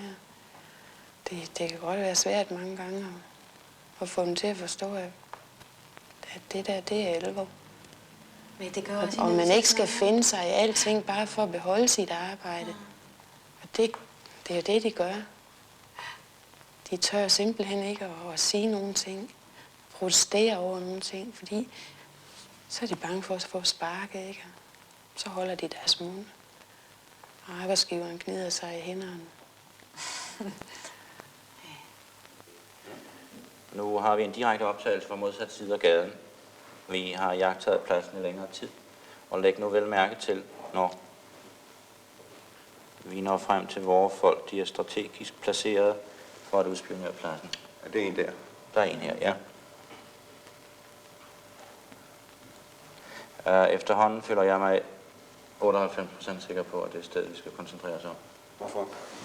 Der sker så meget aktivitet i området der, så jeg er overbevist om, at det er lige netop, hvor vi kan forvente et resultat. Nå. Altså, det er villige til at satse på, at vi skal lave en aktion? Der. Ja, så absolut. Det der, som man hører sagt, at politikerne mæler deres egen kage, kunne bevares. Der er også nogen, som har privat gavn af det, men det er ikke ret mange. De fleste mener faktisk, at de gør gavn ved at gøre det, de gør. Og jeg tror nok, de fleste af dem har ret. Hvad for en gavn tænkte du kunne gøre via i politik? Ja, det var blandt andet mit håb, at man kunne standse den højre drejning, som startede i slutningen af 60'erne vel, ikke? Mm.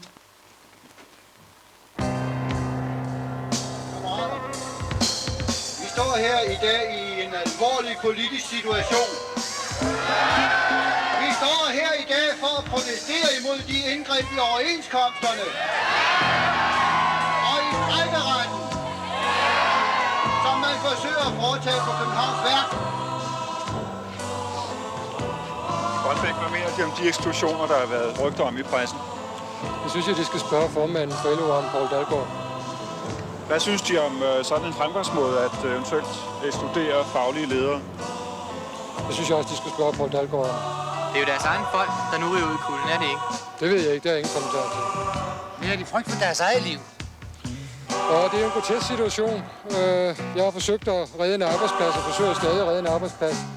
Og så vi undgår, at 4.000 mennesker bliver arbejdsløse. Men jeg har også en familie at tænke på. Og derfor har jeg taget mod tilbud fra politiet om beskyttelse, ja. Det må de spørge politiet om. Jeg har ikke flere kommentarer nu.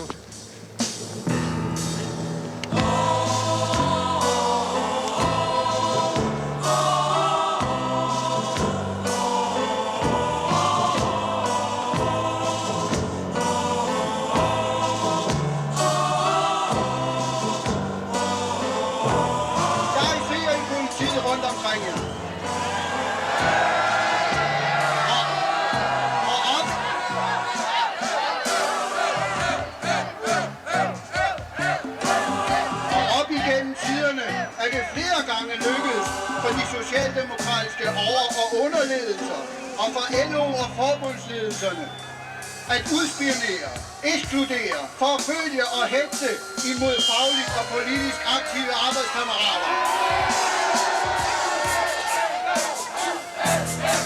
Og det har de gjort. Og det har de gjort. Og det har de gjort ved hjælp af deres specielle efterretningsorganisationer, kaldet HIPA, AIC og det faglige sekretariat, og med hjælp af borgerlige dækkenslægerbander a la Watergate. Og nu har vi situationen igen. Den har vi igen nu, situationen. I denne tilspidsede situation har Poul Dalgaard fra LO sammen med arbejdsgiverne talt om muligheden for at ekskludere de strejkeledere, der opfordrer til at forsvare strejkeretten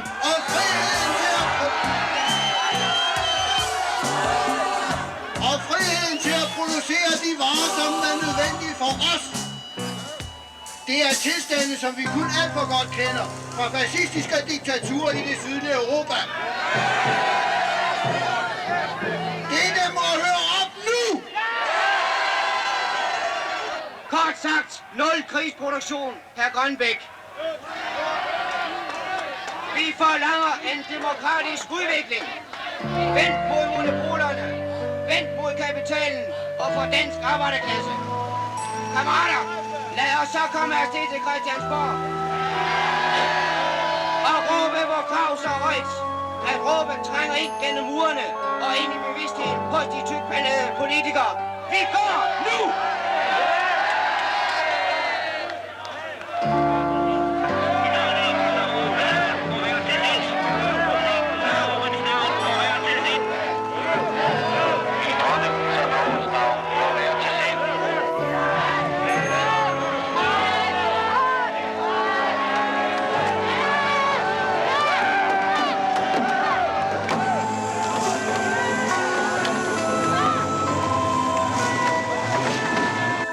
Nogle konkrete forslag?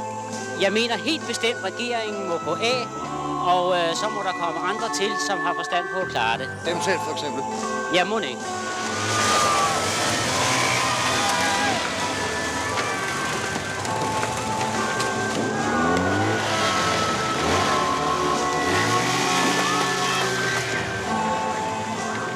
Jeg er født i Danmark. Jeg er opvokset i Danmark. I den tid, jeg kan huske tilbage, har Socialdemokratiet siddet på regeringen herhjemme. De har fyldt os med en masse floskler om frihed for det enkelte menneske og muligheder for at realisere sig selv. Men det kan man ikke, Ikke under det system. I virkeligheden så er det fascisme, og ikke en skid andet. Det hele det drejer sig om at få folk til at blive bag ved deres maskiner. Hele tiden, uden at tænke. Bare maskiner og så hjem og se fjernsyn.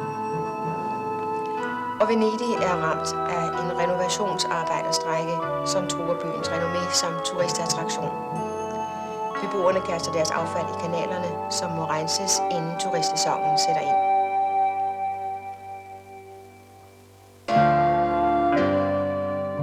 Socialdemokratiet har altid praktiseret klassesamarbejde. Det vil altså sige, at arbejderne de har ingen mulighed for at rejse sig og gå imod en produktion af for eksempel krigsmateriel som i øjeblikket. De har ingen mulighed for at tage stilling til, hvad de producerer og hvordan de producerer det. Fordi Socialdemokratiet de sidder både på fagforeninger og på arbejdsgiverforeningen sidder de sgu næsten også. Det er virkelig klassesamarbejde, og det er simpelthen døden for et hvert menneske. Strejkens generalstab prøvede i dag at gennemføre et demonstrationstog til Christiansborg for at præsentere de strejkende arbejderes krav. Undervejs opstod der tumulter mellem politi og demonstranter.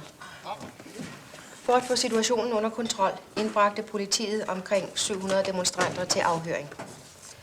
På grund af presset på de københavnske politistationer indrettede politiet i flere tilfælde interimistiske politistationer på skoler og institutioner. Der har været meget kritik af, at regeringen har sat bevæbnet politi og militær på gaderne. Har de nogen kommentar til det? Ja, det er muligt, at der er nogle mennesker, der er ved at besvime af hjelme og politi og våben på gaderne. Men til det kan jeg kun sige, at så må de besvime.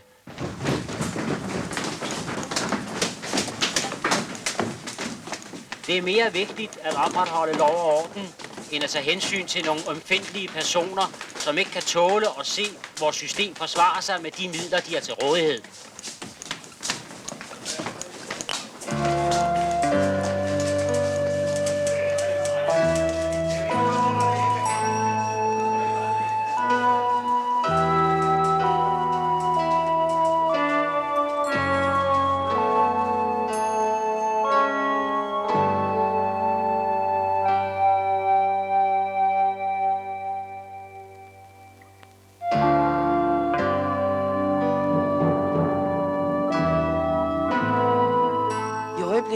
Krigsproduktionen ved at stige og stige.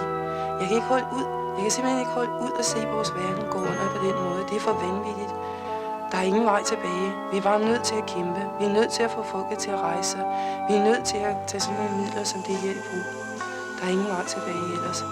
Jeg kan ikke se den jord, jeg lever på, de mennesker, jeg elsker, den verden, jeg holder af, blive blæst i luften af så sindssyge ting.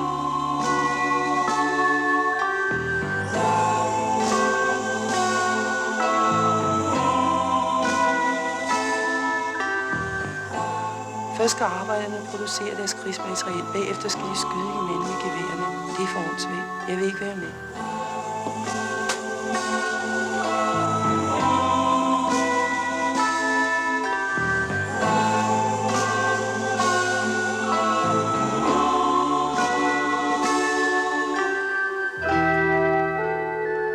Jeg vil gerne give svar på de beskyldninger, som flere talere fra VS og Socialistisk Folkeparti har rettet imod politiet for indgreb imod den demonstration, de strejkende arbejdere prøvede at gennemføre imod politiets anvisning.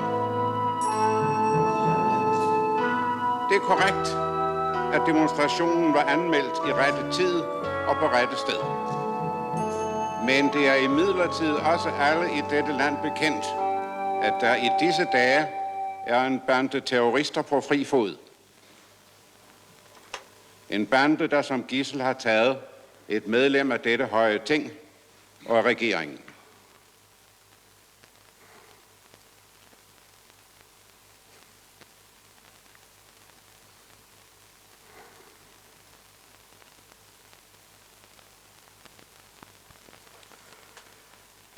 Det her, det drejer sig ikke bare om Danmark. Det vi ser, det er demokratiets fallit i hele den vestlige verden. De liberale og de humanistiske tanker om frihed og demokrati, de giver frihed til de rige og frihed til kapitalen. Demokratiet er i sig selv per definition nødt til at tillade de riges diktatur, de grådiges diktatur. Og der er ingen måde at bekæmpe det på demokratisk vis. Og det er derfor, vi laver sådan noget, som vi gør. Vi er simpelthen nødt til at vække folk. Det kan godt være, at de tanker, som vi kæmper for, bliver upopulære på grund af vores fremgangsmåde. Men jeg tror, i det lange løb, så er det eneste, vi kan gøre. Og i det lange løb, så tror jeg også, vi vil sejre.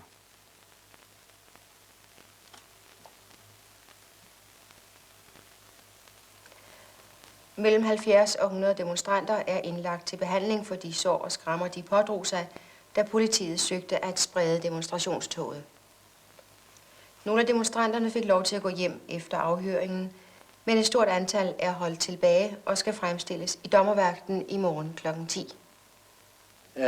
Det har meget betydning for regeringen som sådan, at vi prøver på at dæmpe gemytterne ned, og det vil vi jo bede politiet om ikke.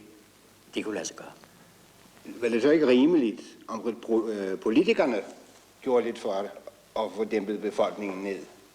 Hvad der nu er sket, er for mig og mit parti det endelige bevis på, at der er et sammenhæng mellem de ulovlige strejkende arbejdere og de terrorister, der er ude i et endnu mere lovstridigt ærende.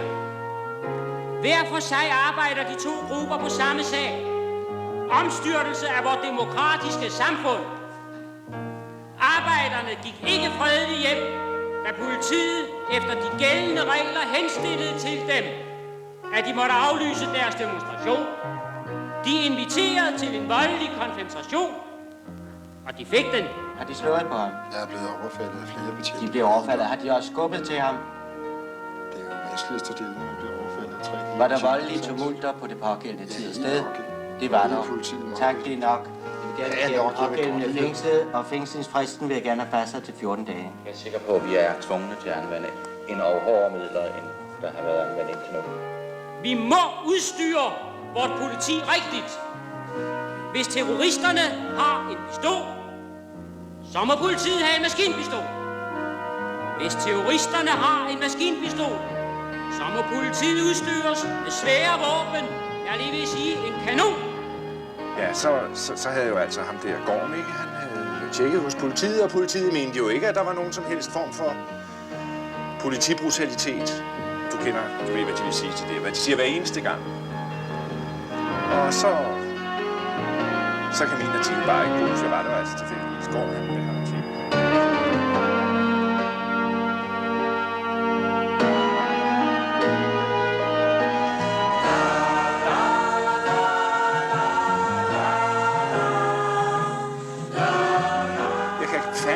Holde ud og være ved et blad, som den ene gang efter den anden fornægter de simple ting, der sker rundt omkring i den her by og i det her land.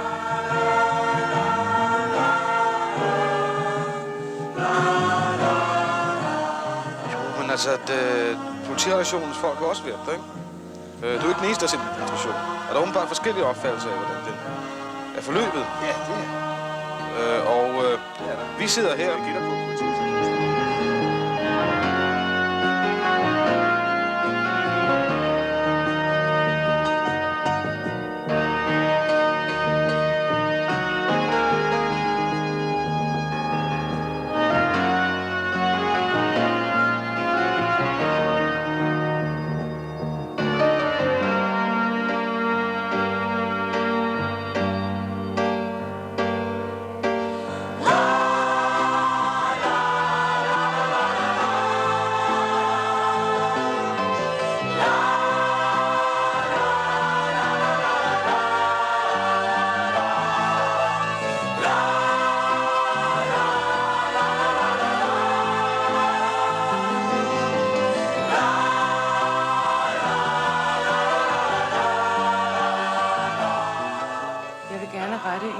Til danske kvinder.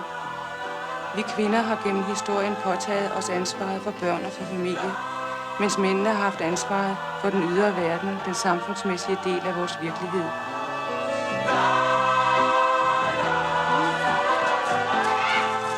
Vi har som kvinder gjort vores del så godt vi kunne, og haft tillid til, at mændene også gjorde det samme, så vi kunne byde vores børn en anstændig verden at leve i.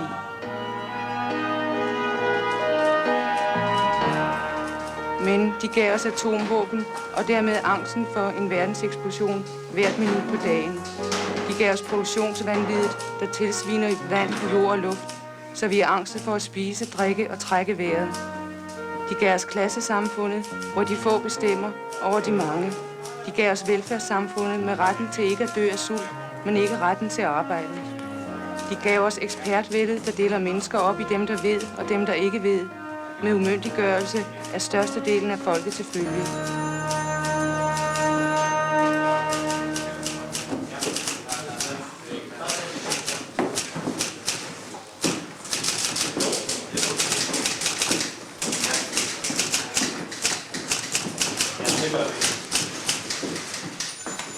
Vi opfordrer alle kvinder til at tage konsekvensen af det ansvar, de har følt for børnene, i det i sin videste udstrækning er et ansvar for den verden, vi lever i.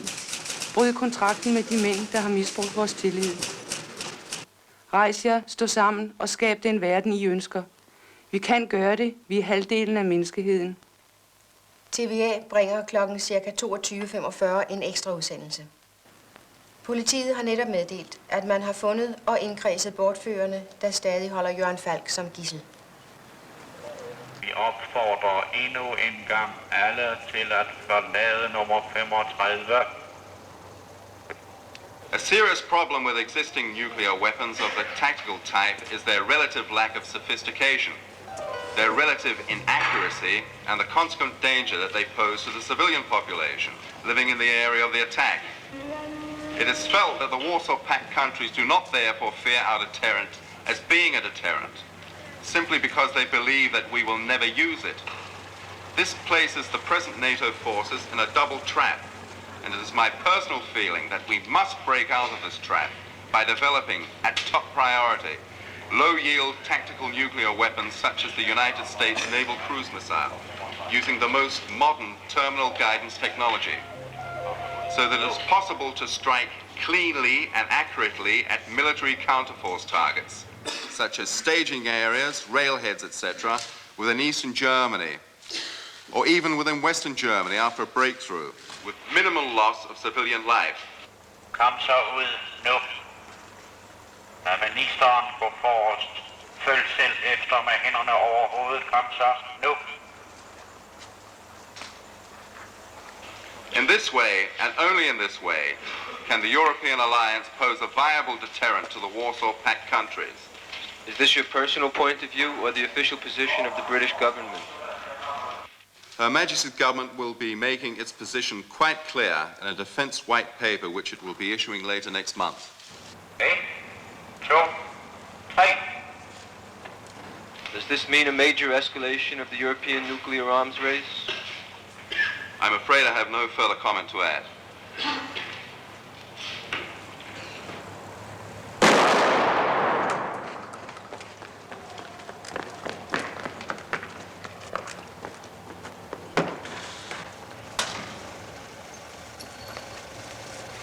Der er en ting, som jeg næsten ikke kan leve med efterhånden, og det er, at når I har nogen, og jeg er sgu ikke den eneste, det er ikke fordi, jeg skal skabe mig eller individualist og alt det der, men jeg er ikke den eneste her på bladet, som har det sådan, at når man kommer med nogle følelser, noget man har haft på sin hud, noget man har oplevet, og noget man kan fortælle noget om, så skal det lige afbalanceres, så skal man tjekke her, så skal man tjekke der, så skal man tjekke alle mulige steder. Hvad fanden er det for nogle interesser, I er så bange for?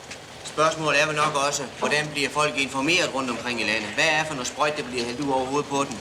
I sin måske stærkeste politiske tale til dato stillede Mogens Eriksen i dag i Folketinget et krav om en stramning af grebet om det, han kaldte forfatningsfjendtlige elementer.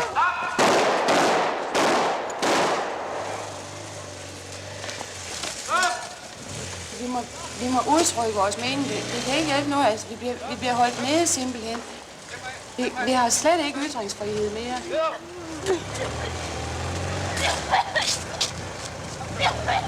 Det er jo ikke bare et spørgsmål om ytringsfrihed. Nej. Det er også, vi bliver kørt ned, ikke?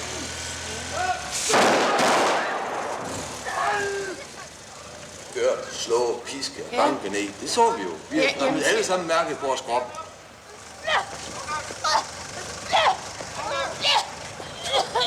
Vi må have mere tjek på de forfatningsfjendtlige elementer, vi har iblandt os. Staten må være mere forsigtig i sin ansættelsespolitik, for det er i nøglepositionerne inden for statsapparaturet. Mange af dem sidder. Og de sidder der og arbejder på at nedbryde den forfatningsmæssige orden. Kære venner, så må vi altså her og nu have lavet en skrivelse. En skrivelse, der går ud til samtlige kroge af det her land. En skrivelse, der understreger, hvad det i virkeligheden er, vi er udsat for.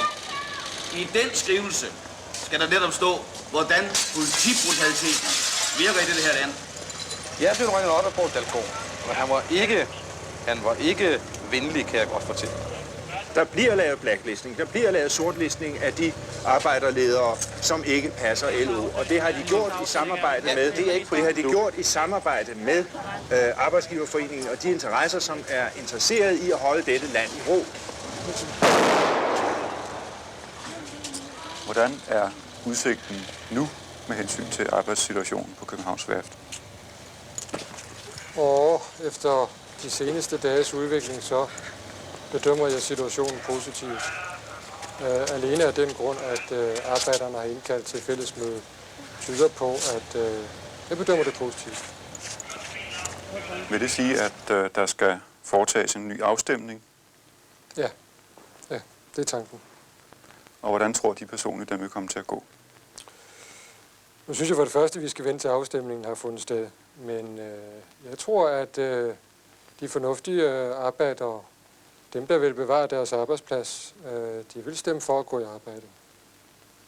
Med de fornuftige arbejdere, mener de da, de ikke venstreorienterede arbejdere? Og jeg vil ikke begynde at definere, hvad de fornuftige arbejdere, hvem det er og hvem det ikke er. Men jeg tror, at de ansvarsfulde arbejdere, som vil bevare deres arbejdsplads, ja, de vil gå i arbejde. Ja, så afsiges der kendelse. Efter det foreliggende findes anholdt Evald Jensen med føje sigtet for overtrædelse af straffelovens paragraf 1. Vi må have ændret retsplejeloven, så politiet har større muligheder for at anholde dem, de mistænker for undergravende virksomhed. Og endelig, fagbevægelsen må til at skærpe og disciplinere sin fremgangsmåde, hvor det gælder udskillelsen af urolige elementer fra deres egen midte. Da betingelserne for anvendelse af retsplejelovens paragraf 780 stykke 1 nummer 2c herefter er opfyldt, tages begæringen om fængsling til følge. 10 bestemmes. Evald Jensen vil være fængslet. Fængslingsfristen fastsættes til 14 dage. Det går ikke længere at give selv de mest yderliggående adgang til arbejdspladserne og fagforeningerne. Det er på tide at sætte ind med effektiv selvjustits her. Justitsminister, i går kunne hele Danmarks befolkning på TV se, hvordan kidnapningssituationen blev opløst. Og mange vil sikkert også have været skræmt over at se den måde, det blev behandlet på drivende gasskyer og så videre. Er vi på vej ind i, at politiet nu handler paramilitært? Nej, det er vi slet ikke. Men vi er nødt til at tage de forholdsregler, der er nødvendige for, at en sådan situation kan opløses uden tab af menneskeliv. Ja, men der har jo ligesom ikke været fare på færre for det. Det har været helt klart fra kidnappernes side, at dette var en ikke voldelig aktion. Der er adskillige kidnappere, der tidligere i tiden har sagt, at vi ønsker ikke noget andet vist løsesum. Det var der ikke tilfælde her. Men alligevel så endte det med drab.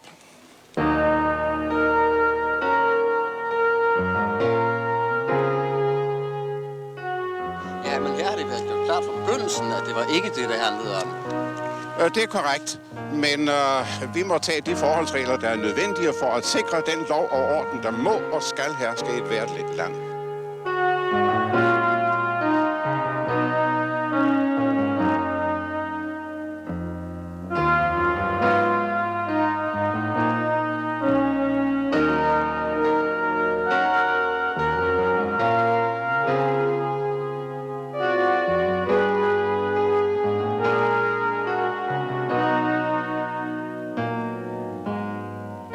Medierne udskriger os som terrorister.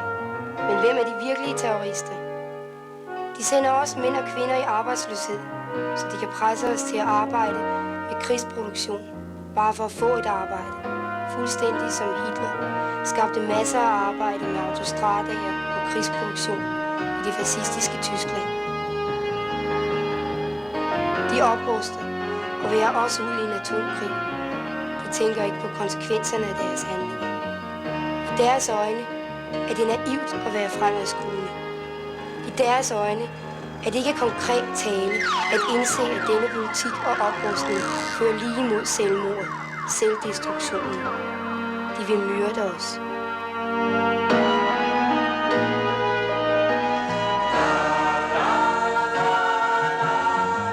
Kurt Mathisen, er strejken ved at løbe ud i sandet nu? Ja, det er det den borgerlige presse, og for den sags skyld også den socialdemokratiske, prøver at få det til at se ud som om. Det kan jeg helt klart tage afstand fra. Det er helt udelukket. Tværtimod forventer jeg netop nu, hvor vi bliver banket ned af politiet, og hvor myndigheder og pressen og hele balladen for øjeblikket prøver på at bekæmpe den danske arv. Vi har politistatstilstande i det land for øjeblikket.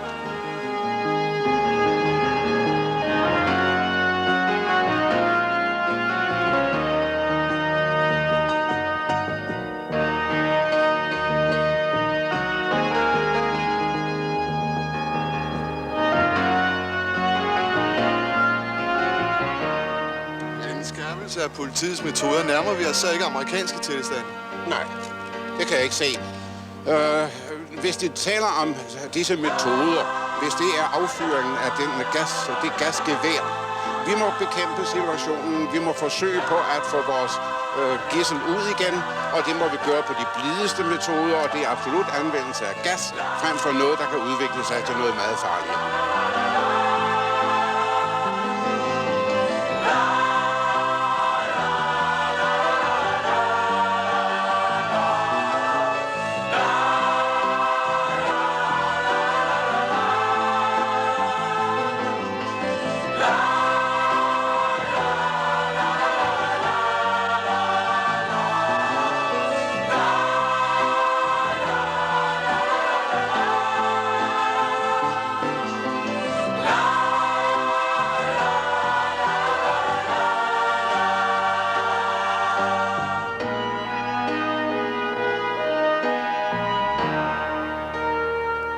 Kom så langt ud nu, at befolkningen kan se, på hvilken side de skal stå, og det er på arbejdernes side.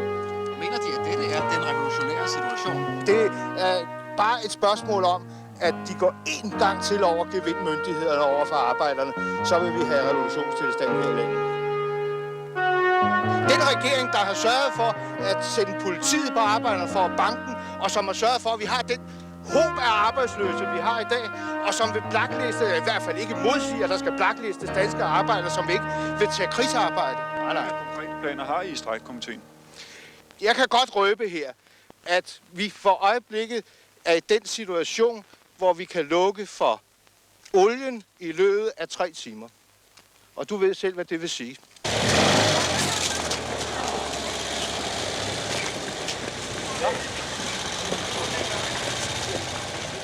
Efter den behandling, jeg har været ude for i går under en fuldt lovlig og demokratisk anmeldt demonstration, der har jeg taget min stilling alvorligt op til overvejelse.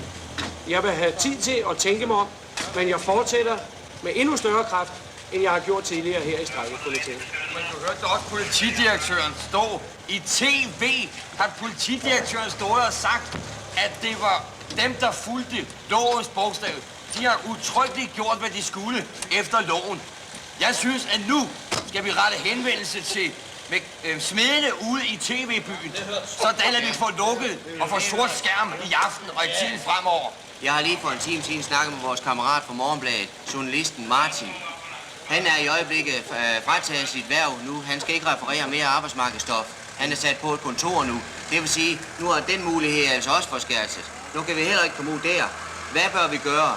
Han sagde også, han havde snakket med nogle af hans journalistkammerater, og de har givet udtryk for, at hvis de kunne være os behjælpelige, så ville de godt. Men der må også samtidig i den være formulering fra vores side, med de krav, som er danske arbejderklasse og lønmodtagers. Krav om nationalisering af den industri, der vil bringe Danmark på krigens rand. Der må være krav om nationalisering af banker, Det er ikke bare et spørgsmål om politik, det her. Det er virkelig et spørgsmål om mennesker, om menneskerettigheder. Det er det. Vores børn, de skal vokse op i sådan en politistat. Jamen, jeg har 2 børn selv, ikke? Skal de vokse op i det her?